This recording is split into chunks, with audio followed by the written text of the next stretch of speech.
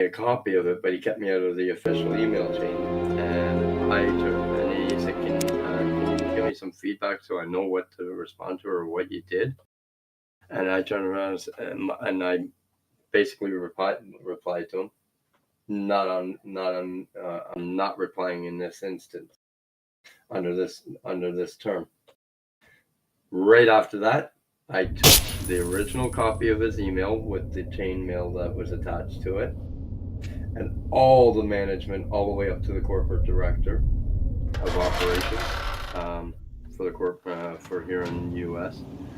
I turned around, copied all of them on it, and all their questions they were asking back and forth about why I did something and I created this problem, that problem. I turned around, I spelled everything out, and I put in bold, question 1 in bold, by this person. I answered it. Question 2, bold, by this person. Answered it. And I went down the list. And when I was done, I waited about a week and I go to my manager. I said, well, you were part of that email chain. Any responses? He goes, not a fucking word. I said, do you think I got my point across? He goes, oh yeah. So that was a few weeks back I asked him that.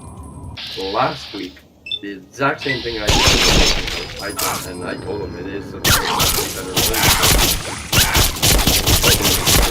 I named off a lot of people that are still working there.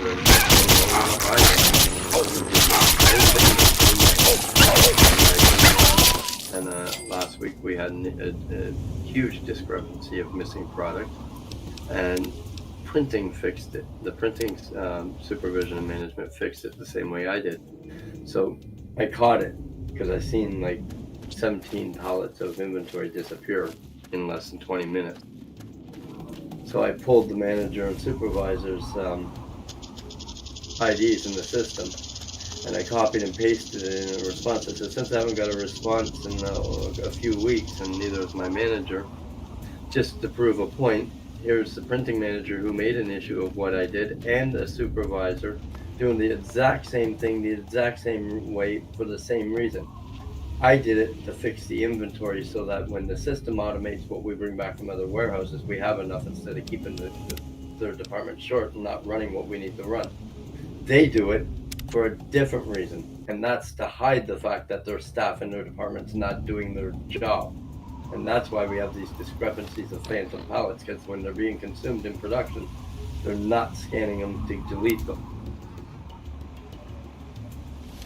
The director out of all the different levels of management that were on it, the director or the corporate director of day-to-day operations responded, noted, and thank you. And that was the only response.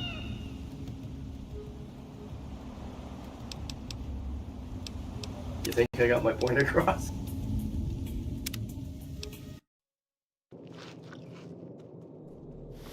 I've never had a problem with the guy, but what really set me off with that one when my manager forwarded it to me without everyone else.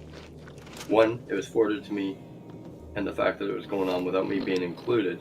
And I even put in it, next time you want to ask questions about something I do, why don't you include me so I can explain it?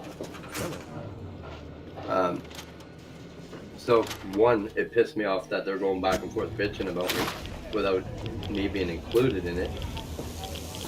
And two, the way my manager forwarded it to me and left me out of the loop so that the rest of them wouldn't see my response. So I had to add them all back. But that sort of irked me.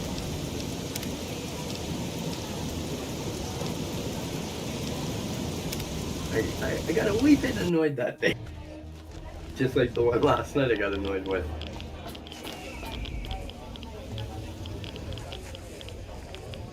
But when you've been in a place for 20 years and you know almost all the processes, you've done everything. Like I've done everything: shipping, receiving, production support, inventory control, like anything and everything that pertains to manufacturing within a warehousing situation, I've pretty much done. I've even at one point when the overtime was short in my department, and because this was before I was even supervising.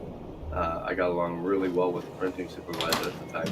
He set me up with two women in there that were group leads that oversee a certain amount of machines, like a small pocket of machines. They taught me how to run an 8-press print, flexo print on round oval cup. And I used to go in the odd time on the weekend and run a printing machine just to get the overtime when my department wouldn't give out the overtime. So yeah, I know more aspects of the company than they realize. And the molding department used to call me, "Oh, we're short people. We got these machines for priority, uh, but we're wondering, do you have any idea what we could safely shut down?" I'm like, "Okay, this is running," and I'd name off the product, get a list of the products that run. I run it. Okay, we have this much of this, not that much of that. This will give you X amount of days production printing side. This will give you X amount. This one here, you got a whole week that's safe to shut down, because even if it's down for a day, there's no way they'll fall behind and shit like that. And the supervisor at the time even told the plant manager, and the plant manager's like, "No, not a problem." It's just, and you know yourself, if you're in a place long enough, you learn little aspects even outside of what you're doing.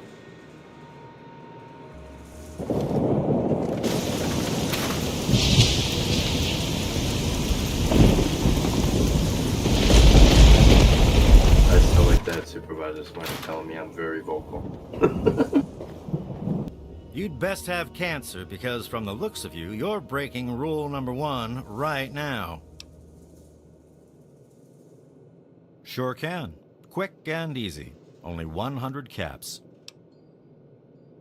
And a quick shot. All done.